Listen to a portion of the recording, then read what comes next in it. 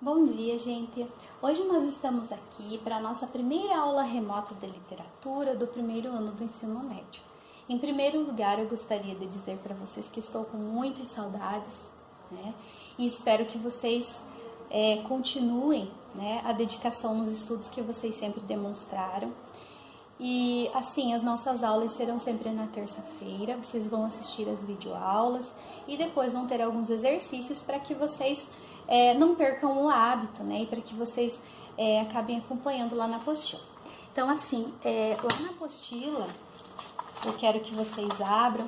Então, assim, vocês podem grifar na apostila ou vocês podem anotar os slides nos cadernos, como vocês acharem melhor, né? Como ficar mais fácil para vocês depois estudarem para as atividades.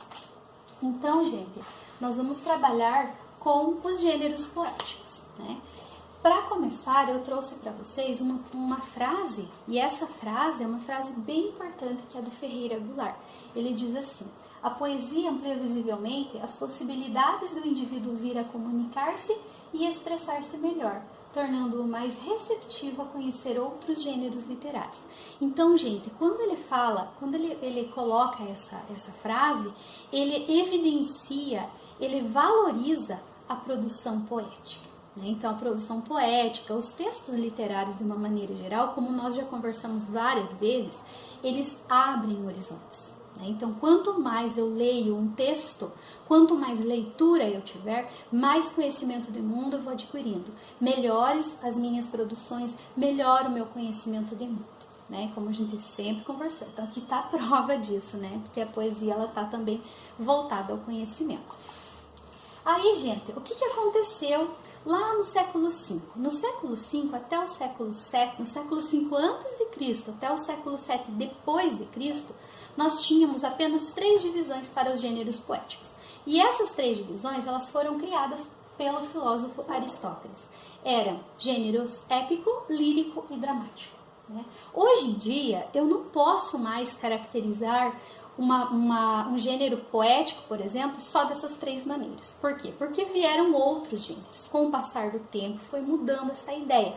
Então, essa visão do Aristóteles, que só existiam apenas 3 gêneros, ela caiu em desuso. Então, hoje nós temos outras formas de organização, nós temos outras formas de caracterização para os gêneros, tá? Então, o primeiro gênero, o gênero épico, nós pensamos assim.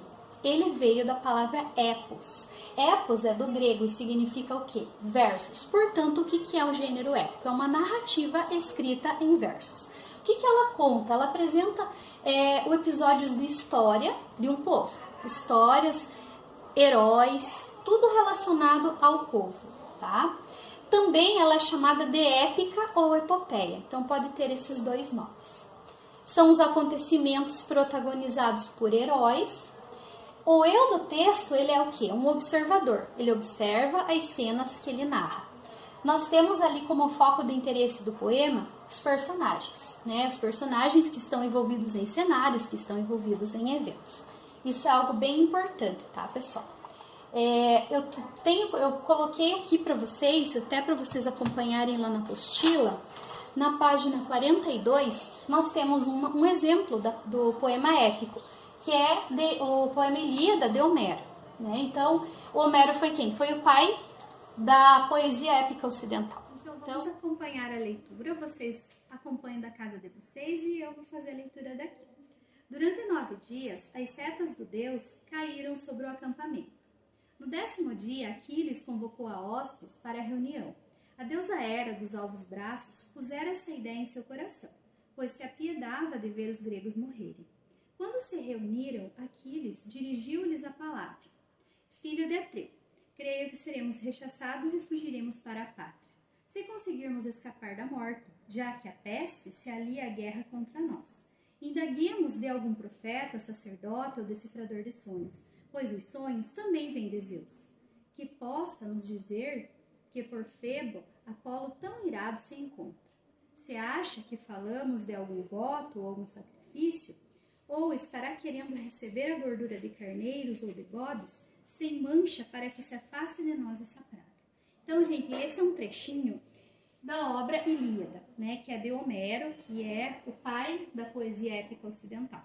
Então, vocês perceberam lá na apostila que tem algumas palavras que estão de outra cor. Então, essas palavras vocês encontram a significação aqui delas embaixo, porque são palavras que pertencem ao português arcaico, então não são do nosso dia a dia. Tá? Então, esse é um exemplo do texto do gênero épico. Quando nós falamos em gênero lírico, nós vamos pensar na exaltação da subjetividade. Professora, mas o que é subjetividade? É o contrário da objetividade. Não é só isso, tá? A subjetividade é o quê? É a visão de algo ou de alguém a respeito de alguma coisa. Então, o que eu penso em relação a alguma coisa? Qual é o meu sentimento em relação àquilo que está acontecendo? Né? É você deixar o teu eu aflorar. Isso é subjetivismo. É você ter a tua ideia particular, a tua ideia principal em relação a um assunto. Eles expressam sentimentos, emoções, comportamentos, vivências, essas são as características, né? Exploram também a musicalidade e o ritmo das palavras, a forma como as palavras são colocadas nos textos. Também ela aflora a sensibilidade, né? Então a sensibilidade do eu é uma característica do gênero lírico. E também a exteriorização do mundo interior do eu lírico. Tudo aquilo que o eu lírico sente, que o eu lírico pensa, que o eu lírico tem de concepção em relação ao mundo, ele é exteriorizado por meio da palavra no papel. Tá? Eu trouxe também para vocês um exemplo do gênero lírico. É um soneto e é o soneto do Vinícius de Moraes. Então, gente, esse soneto, ele ganha esse nome, né, soneto, porque ele tem 4 estrofes, 2 quartetos e 2 tercetos. Esta é a estrutura que nós temos, então sempre que a gente tem a palavra soneto, a gente vai pensar nisso, 2 quartetos e 2 tercetos, certo? Então, soneto da fidelidade. De tudo ao meu amor serei atento, antes e com tal zelo e sempre e tanto, que mesmo em face do maior encanto, dele se encante mais meu pensamento. Quero vivê-lo em cada vão momento, e em seu louvor hei de espalhar meu canto, e rir meu riso, e derramar meu pranto, ao seu pesar, ao seu contentamento. E assim, quando mais tarde me procure, quem sabe a morte, angústia de quem vive, quem sabe a solidão, fim de quem ama, eu possa me dizer do amor que tive, que seja imortal, posto que a chama, mas que seja infinito, enquanto dure. Vejam, gente, temos musicalidade, temos a expressão do eu, temos sentimentalismo, né? Tudo isso, então, são características do gênero lírico. E o último gênero é o gênero dramático, que ele foi escrito para ser representado. Nós tínhamos antes como divisões a tragédia e a comédia, então o autor escrevia ou a tragédia ou a comédia, ele não podia escrever outro tipo de texto. E como ele é um texto em que o leitor, ou caso o espectador, tem que ler a cena, ele não precisa de narrador. E essa característica vocês podem encontrar também lá na apostila, na página 43 e 44, né? Que nós temos, como exemplo, o Prometeu Acorrentado, de Ésquilo. Então, é uma obra bem famosa e assim, vocês podem fazer depois a leitura, né, bem organizadinho, vendo cada parte, porque tem a rúbrica, que é a explicação do que o ator tem que fazer naquele momento, tem a fala dos personagens dividida, né, cada um sabe a sua fala, não precisa do narrador. E essa história é uma história bem interessante, né? O Prometeu Acorrentado. Então, o Prometeu, ele roubou o fogo de Zeus para dar para os homens, para fazer com que os homens se diferenciassem dos animais. E o Zeus acabou descobrindo isso, e como castigo, ele condenou Prometeu a ficar 30.000 anos acorrentado no Monte Cáucaso. Todos os dias vinha uma águia, dilacerava seu fígado, que no outro dia se reconstituía. Né? Então, é uma história bem interessante. Tá? Então, como atividades, o que eu quero pedir que vocês façam? São 2 exercícios, na verdade, da página 40 e 47, né? Após vocês lerem os textos base.